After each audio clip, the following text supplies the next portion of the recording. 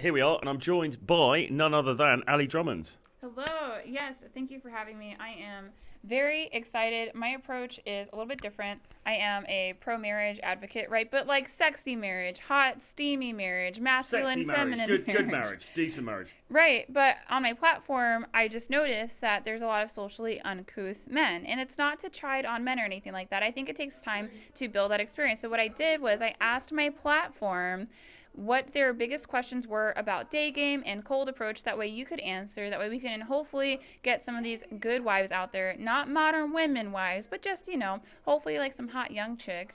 Yeah. Definitely. And just to explain, for people who don't know, my name's Troy Francis. I'm a dating coach. I've been in this space for, I've got like 2 decades worth of experience really in this space, getting on a bit. I'm on the Rule Zero panel. I've written a bunch of books. I regularly train guys all over the world in the art of cold approach and conversation and just social skills with beautiful women, really. So, happy to answer any questions that the guys have got. Yeah, so let me pull these questions out, and I am so hopeful and very excited that you guys can get a waifu. So the first question that we have is, do you suggest anything to work through jitters, like trying to have small talk with random people or something? 100%. So I think warming up is really important. So generally speaking, if a guy's nervous or even if you're just a bit rusty, I would recommend as soon as you walk out the apartment or the house, just basically being social with everybody. Like you talk to the barista, you talk to the Uber driver, you talk to the guy in the newsstand, whatever. Just having those little conversations.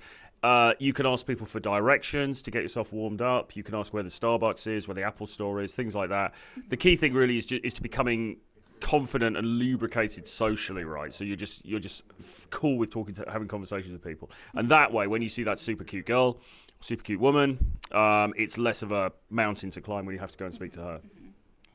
So I guess as a woman, cold approach is a little bit different for me, or in general, approach anxiety. I had an experience in high school where I shot my shot way too high, and I flew too close to the sun and I got burned. But it helped me to get over that initial, if I wanted to approach an attractive man, I think I had more confidence to do so. What is approach anxiety for men? What does that look like? Why is it such an issue? Because I think, from my understanding from multiple men that I've spoken with, is that it's the number one issue that men face.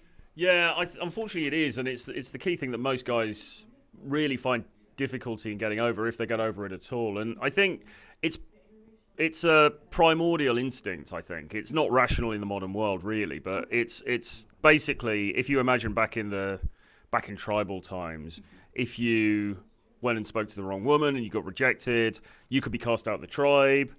You could be murdered, you could be left for dead. It's very, very negative outcomes as a result of this. Now, obviously, in today's world, you speak to a girl in the club and she's not interested. I mean, the outcome is going to be kind of nothing, really. She's just going to go, no, sorry, I'm not interested, or whatever, and that's it.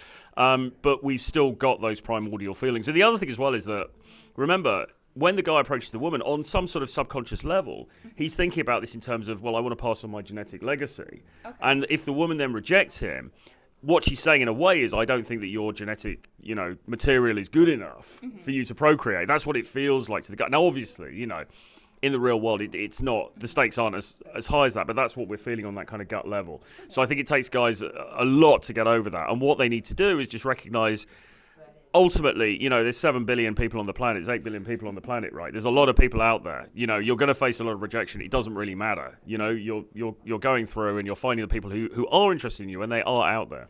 Okay, all right. Well, I feel like we're doing some good in the world today. Thank you, Troy. This next question is, what is the progression of game, and how can you tell your game has improved? Well, I guess if you're getting into more conversations, if you're getting more favorable outcomes, you're getting more favorable results in terms of how the women that you approach are responding to you, and how you're feeling yourself as well, I think is important. If you are going around and feeling super nervous and super rigid, it probably means there's still a way to go. If you're feeling very relaxed and you can go and start a conversation with somebody, and if she's not interested, that's cool, no big deal. And if she is, then great. If you're very casual about that and you're very comfortable with that, then that means that you've progressed to a good level, I would say. Well, I would say if you started off getting 0 dates and then you finally have like 3 dates under your belt, I would feel like that is an indicator of progress. Yeah, I mean the proof's in the pudding, isn't it? Ultimately, I mean you're in this to get dates, you're in this to get women to actually engage with you and come out with you. So yeah, I mean that is the ultimate measure. But equally, for some guys it's a big mountain to climb, and they might be at first they were too scared even to talk to somebody, and then they talk to some women, and they may not get a date, but she smiles and she laughs at one of his jokes and stuff like that. That could be a massive milestone for a guy. So yeah. No, I definitely support it. Okay, this next question is, how does a cold approach differ on a girl you've never seen before versus one you have seen before with minimal interactions? Someone who frequents the same gym as you, someone who works at a coffee shop. Well, I think the more times that you see her, the more that she's sort of in your circle, even if you don't really know her, the more kind of potentially awkward it can make it feel for you. Like it's actually better in a way if it's somebody that you just don't know, you've never met before, because then there's no, there's no real negative social consequence to that. You can go and have the conversation, shoot your shot, and if she's not interested, fine, it doesn't really matter.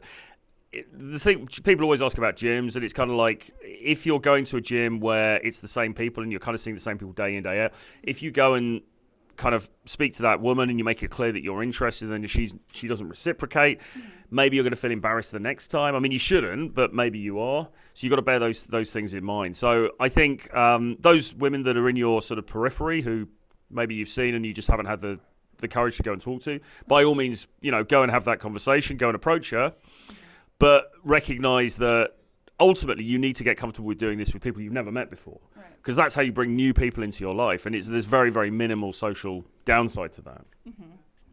Yeah, I feel like social skills speak to a hypergamous instinct that says this man is going to be able to acquire resources because he is good with people. So I think it's a form of power. I think it has something to do with why women will definitely take on the approaches of men who have a high social status, even if they might not be the wealthiest, but if you got a big Instagram, I think women will go for it. So the final question that I have, and I'm interested to see how you answer, because I think this person is trying to find that magic pill that's just going to solve all their problems. It's just too specific of a question.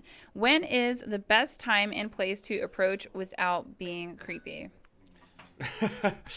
I mean, look, what does it mean to be creepy, really? I mean, I think for a start, the fact that he's even thinking about that, why would you even regard yourself as being creepy? If you should be thinking like, I'm a high value guy, I've got great things to offer, I'm going to have a conversation with that woman. There's nothing creepy about that. It's entirely natural, right? And it's a very social thing to do. Now, she may be interested in you romantically, she might not be.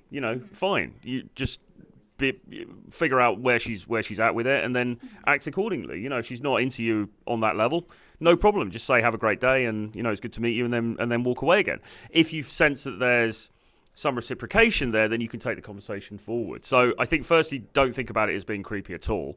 But obviously, you don't want to be sort of making anybody feel uncomfortable, so you don't want to be approaching in sort of an area that's very secluded, or sort of it's not very well lit or something like that. I mean, you always want to be thinking about how the woman's going to feel, so you want to make sure that she's going to be comfortable, she's not going to be sort of in any way alarmed or by anything that you're doing.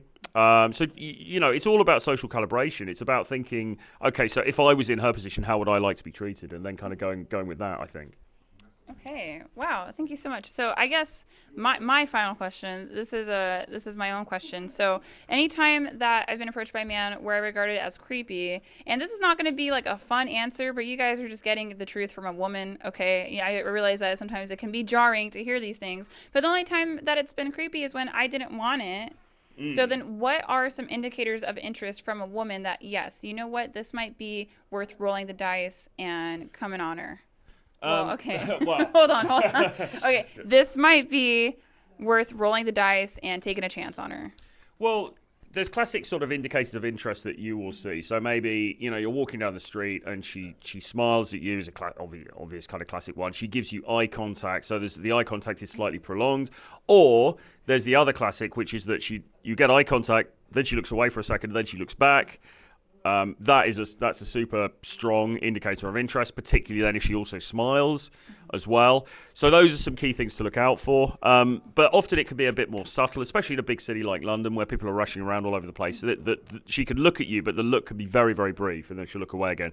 But you just get that sort of feeling that there was something a little bit more about it. So I think it's partly something that you have to develop a bit of an instinct for. When you get one of those indicators of interest, it's always worth going in and making the approach. It's always worth going and saying, hey, listen, I just saw you. You know, I don't normally do this, but you look very nice. I wanted to come and say hello, whatever. But one thing that we do observe, though, is that it's not always then a sure thing that she's then going to be interested, because she may have just like flashed you a look, but actually she's got a boyfriend. Actually, she's in a relationship and she's not actually going to act on anything. So maybe there was attraction there in that second, but, you know, so you should definitely take the shot, but just also recognize that even if she smiles at you, it doesn't necessarily mean that she's available, she's going to do anything.